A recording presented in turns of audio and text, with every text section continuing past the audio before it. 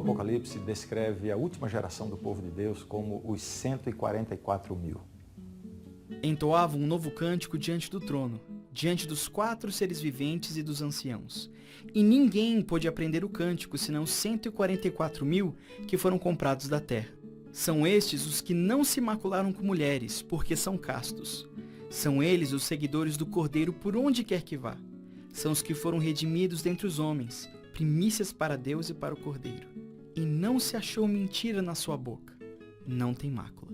Quanta polêmica tem surgido em torno desse grupo? Trata-se de um número literal ou simbólico? Qual a relação ou distinção entre esse grupo e a grande multidão mencionada no capítulo 7?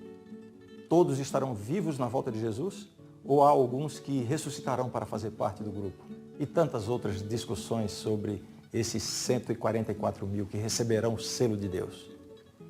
Neste episódio, vamos nos concentrar na polêmica que tem a ver com o tema geral do nosso estudo, a teoria da obediência perfeita, segundo a qual é possível viver sem pecar nesta vida. Podemos realmente crer que a última geração do povo de Deus vai ter essa experiência de parar de pecar?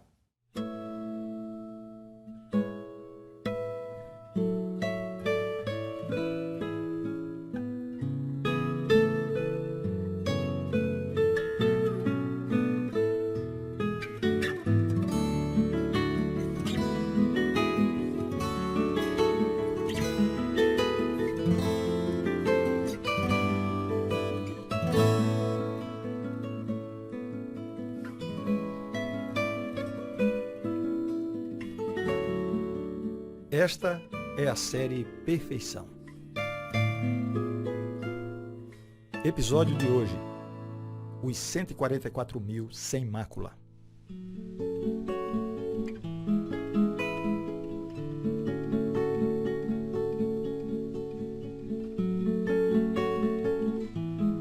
Embora a ideia da última geração sem pecado esteja presente nos debates teológicos desde os primórdios da Igreja Adventista, há um teólogo chamado Milian Laurits Andriessen. Ele foi, sem dúvida, a maior influência na disseminação dessa teologia na atualidade.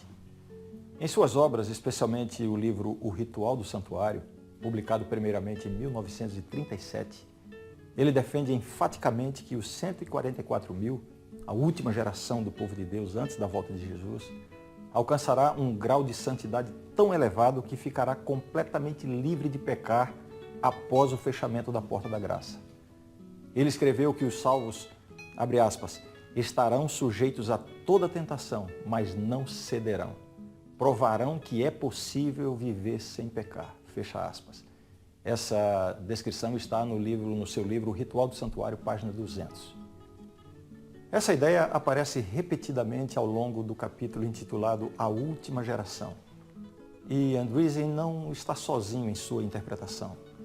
Alguns outros teólogos adventistas compartilham e defendem com determinação o mesmo conceito, essa ideia da última geração sem pecado. Fernando Chay e Dennis Puig fazem parte desse grupo. Em seu conhecido livro Vitória da Igreja na Crise Final, Chay é bem assertivo quanto à impecabilidade da última geração do povo de Deus. Não serão somente alguns casos isolados de seres humanos aqui e ali os que poderão mostrar a falsidade da acusação satânica, mas toda a hoste dos remidos que, mediante uma completa entrega a Deus e ao poder do Espírito Santo, viverão uma vida sem pecado, testificando da justiça que caracteriza a Deus e sua lei perfeita. Dennis Puig resume sua visão a respeito do legado da histórica Assembleia Mundial da Igreja, aquela em Minneapolis de 1888, da seguinte forma. Aqui está a diferença entre justificação, como ensinada pelos evangélicos, e justificação na mensagem de 1888. Apenas na mensagem de 1888 é que ouvimos acerca de poder para não pecar. Bem, é óbvio que esses estudiosos não desenvolveram essa teoria a partir do nada. É claro que existem textos da Bíblia e de Ellen White que são usados como base para essa argumentação toda. Qual seria, então, a base escriturística da teoria da última geração sem pecado? Começando no Apocalipse, é feita a seguinte descrição dos 144 mil. São eles os seguidores do Cordeiro, por onde quer que vá. e não se achou mentira em sua boca. Não tem mácula. Essa é uma afirmação profética contundente. Por ocasião do fechamento da Porta da Graça, quando Jesus terminar a sua obra de mediação no Santuário Celestial, cada caso terá sido decidido. O Apocalipse descreve esse fato da seguinte maneira: Continue o injusto fazendo injustiça. Continue o imundo ainda sendo imundo. O justo continue na prática da justiça e o santo continue a santificar-se. Essa parece ser uma indicação muito clara de que os ímpios estarão definitivamente no caminho da desobediência e os justos estarão definitivamente no caminho da obediência. Várias declarações de Ellen White também fazem parte do alicerce dessa teoria. Vejamos algumas delas. São muitas. Eu selecionei algumas que representam bem esse grupo de textos. Cristo aguarda com fremente desejo a manifestação de si mesmo em sua igreja. Quando o caráter de Cristo se reproduzir perfeitamente em seu povo, então virá para reclamá-los como seus. Veja que Ellen White está falando da reprodução perfeita do caráter de Cristo em seu povo. Nada menos do que isso. Veja só esse outro texto. Os que estiverem vivendo sobre a terra, quando a intercessão de Cristo cessar no santuário celestial, deverão, sem mediador, estar em pé na presença do Deus Santo. Suas vestes devem estar imaculadas, o caráter liberto de pecado pelo sangue da aspersão. Aqui ela destaca as vestes imaculadas e o caráter liberto de pecado. Não parece haver meio termo. Muitos não compreendem o que devem ser a fim de viverem à vista do Senhor sem um sumo sacerdote no santuário durante o tempo de angústia. Os que hão de receber o selo do Deus vivo e ser protegidos no tempo de angústia devem refletir completamente a imagem de Jesus. Agora, enquanto nosso grande sumo sacerdote está a fazer expiação por nós, devemos procurar tornar-nos perfeitos em Cristo. De acordo com essa citação, o esforço para sermos perfeitos em Cristo é autêntico. É isso mesmo que devemos buscar em nossa experiência cristã, nada menos que perfeição. Vi que ninguém poderia participar do refrigério a menos que obtivesse a vitória sobre toda tentação, orgulho, egoísmo, amor ao mundo e sobre toda má palavra e ação. Há algum mal, algum pecado sobre o qual não será necessário alcançar vitória? Não. É vitória completa mesmo. A palavra de Deus diz-nos como nos podemos tornar cristãos perfeitos e escapar às 7 últimas pragas. Há muitas outras citações de Ellen White semelhantes a essas. Não dá para mostrar todas aqui. São declarações contundentes e solenes que não devem ser consideradas levianamente.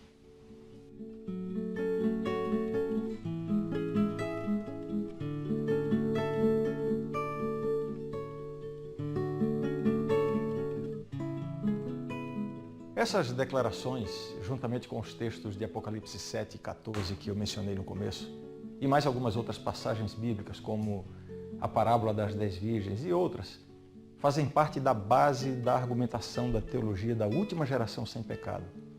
Esses não são argumentos superficiais, como dizem alguns. Aliás, particularmente eu não aprecio a forma inapropriada com que algumas pessoas argumentam contra esse conceito da última geração sem pecado.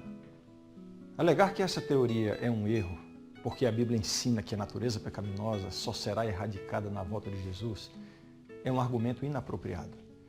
Por quê? Porque os defensores dessa teoria não ensinam que a natureza pecaminosa será erradicada antes da volta de Jesus. Eles ensinam que é possível parar de pecar apesar da natureza pecaminosa. Afirmar que essa teoria leva ao orgulho espiritual também é um argumento inapropriado. Esse é um julgamento totalmente subjetivo que não tem nenhuma validade bíblica. E se o esforço para viver sem pecar pode levar ao orgulho, a falta desse esforço pode levar à perdição. A Bíblia diz: filhinhos, estas coisas vos escrevo para que não pequeis. 1 João 2:1. Esse é o ideal de Deus para cada um de nós. Não existe nada menos que devamos buscar a não ser a perfeição.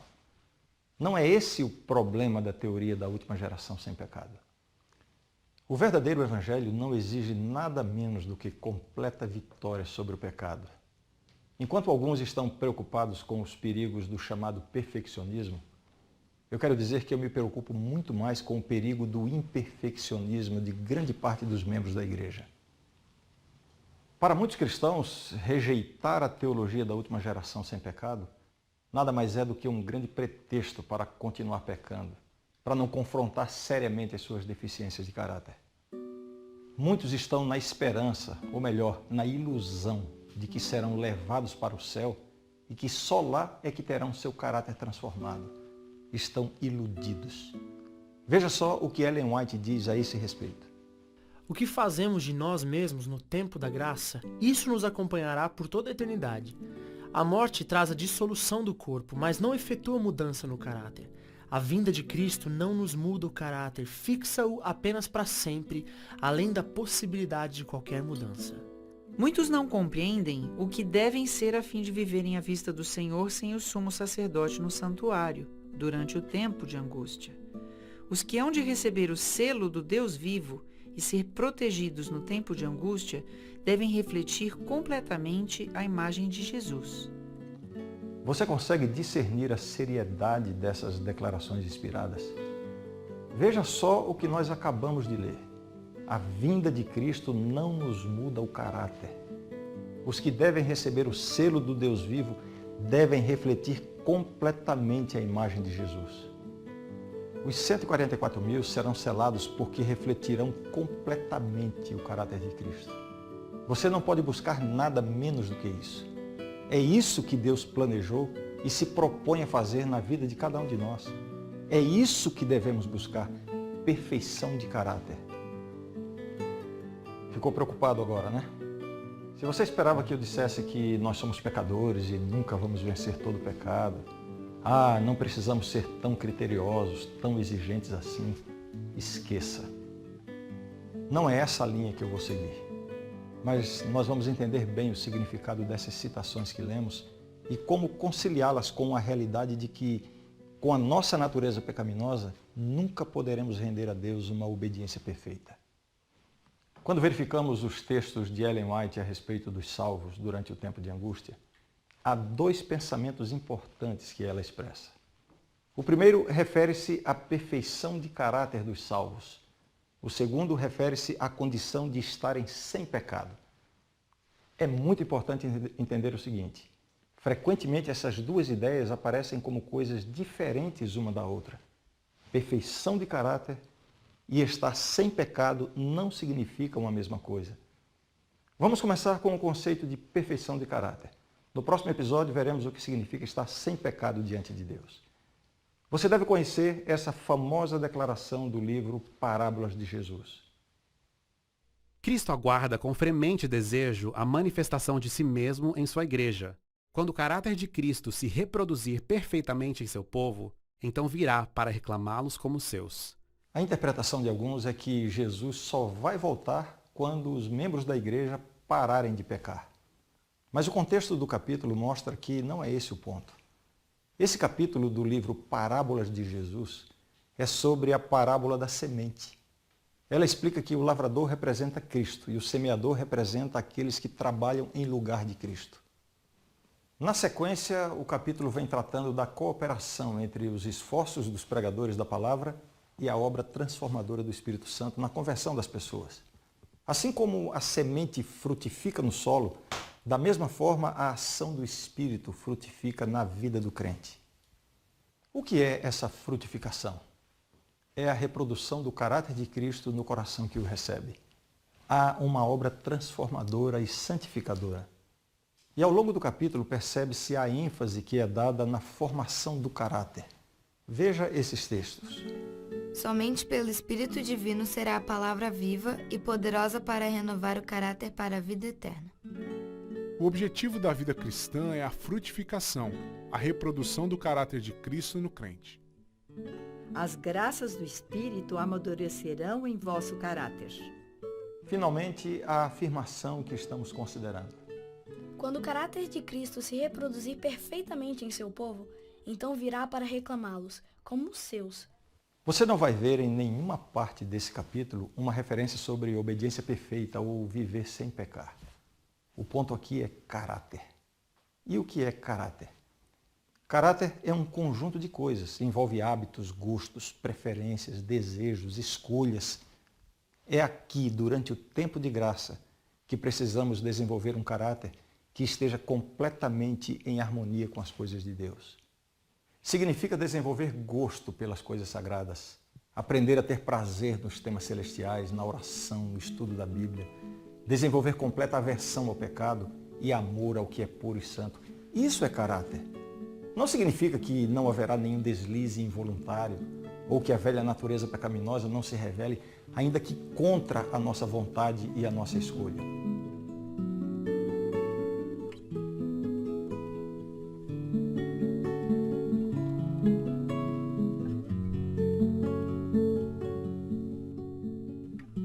Você entendeu? Agora, com esse conceito em mente, vamos ler algumas outras declarações da Sra. White. Mas os homens nunca poderão entrar no céu com seus velhos gostos, inclinações, ídolos, ideias e teorias. O céu não seria um lugar de alegria para eles, pois tudo estaria em conflito com seus gostos, apetites e inclinações, e se oporia dolorosamente a seus traços de caráter naturais e cultivados. Os que seguem a Cristo olharão sempre a lei perfeita da liberdade e, pela graça a ele dada por Cristo, moldarão o caráter segundo os requisitos divinos. Nenhum de nós jamais receberá o selo de Deus, enquanto o caráter tiver uma nódoa ou mácula sequer. Cumpre-nos remediar os defeitos de caráter, purificar de toda contaminação o templo da alma. Então, a chuva serôdia cairá sobre nós, como caiu a temporã sobre os discípulos no dia de Pentecostes. O Senhor requer perfeição de sua família redimida. Ele exige perfeição na formação do caráter. Devemos cultivar cada faculdade ao mais elevado grau de perfeição. De todos é requerido perfeição moral. Nunca devemos abaixar a norma de justiça com o fim de acomodar a prática do mal, tendências herdadas ou cultivadas. Precisamos compreender que imperfeição de caráter é pecado. A própria imagem de Deus tem de ser reproduzida na humanidade. A honra de Deus, a honra de Cristo, acha-se envolvida no aperfeiçoamento do caráter de seu povo. Agora vem a grande questão. Uma pessoa com caráter perfeito pode cometer algum deslize, algum pecado involuntário, acidental? Ou estará absolutamente isenta de qualquer falha? Esse é o ponto. Ellen White responde. O caráter se revela não por boas ou más ações, mas pela tendência das palavras e atos costumeiros. Um pecado isolado, acidental, involuntário, não significa necessariamente defeito de caráter. Do lado de cada eternidade, nós podemos não estar completamente isentos de pecado, mas podemos desenvolver completa aversão ao pecado e aprender a amar e desejar as coisas do céu. Perfeição de caráter, esse é o ponto. Ellen White afirma o seguinte. Cristo é o nosso modelo, o perfeito e santo exemplo que nos é dado seguir. Não podemos nunca igualar o modelo, mas podemos imitá-lo e nos assemelharmos a ele segundo a nossa capacidade. O contexto dessa citação é vitória sobre a tentação e o pecado. E ela diz, nunca podemos igualar o modelo. Nossa vitória sobre a tentação nunca será igual à vitória de Cristo. Veja essa outra citação de Ellen White. Ele é um perfeito e santo exemplo, dado a nós para imitação. Não podemos nos igualar ao modelo, mas não seremos aprovados por Deus se não imitarmos e nos assemelharmos a Ele, de acordo com a capacidade que o Senhor nos dá. Caráter perfeito, portanto, significa um nível de comunhão e santificação que nos faça aborrecer todo o pecado, tudo o que é contra a santidade de Deus. Não significa que nunca haverá algum deslize acidental, mas que a nossa vontade estará santificada. Agora, experimente ler esses textos com esse conceito em mente. Vi que ninguém poderia participar do refrigério a menos que obtivesse a vitória sobre toda a tentação, orgulho, egoísmo, amor ao mundo e sobre toda a má palavra e ação. Nenhum de nós jamais receberá o selo de Deus enquanto o caráter tiver uma nódoa ou mácula sequer. Cumpre-nos remediar os defeitos de caráter, purificar de toda a contaminação o templo da alma. Então a chuva serôdia cairá sobre nós como caiu a temporã sobre os discípulos no dia de Pentecostes. Devemos buscar a perfeição? Sim. Embora o pecado acidental ou involuntário possa ser inevitável em algum momento, o que queremos é perfeição de caráter. O caráter precisa ser adaptado para o céu. Santificação bíblica é isso. Claramente era essa a visão de Ellen White e não a de impecabilidade absoluta. Neste episódio, nós mostramos os principais argumentos em favor da teologia da última geração sem pecado e comparamos com os ensinamentos de Ellen White sobre a perfeição de caráter. Eu acho que deu para entender que desenvolver caráter perfeito deve ser a meta de cada cristão, mas isso não significa impecabilidade absoluta. Eu sei que é um ponto que ainda deve estar incomodando você. Se existe a possibilidade de um cristão salvo cometer um pecado acidental e involuntário, sem que isso lhe faça perder a salvação, como será isso depois do fechamento da porta da graça? Não haverá mais a intercessão de Cristo no santuário celestial. E aí? Os 144 mil estarão sem mediador. Esse será o tema do próximo episódio.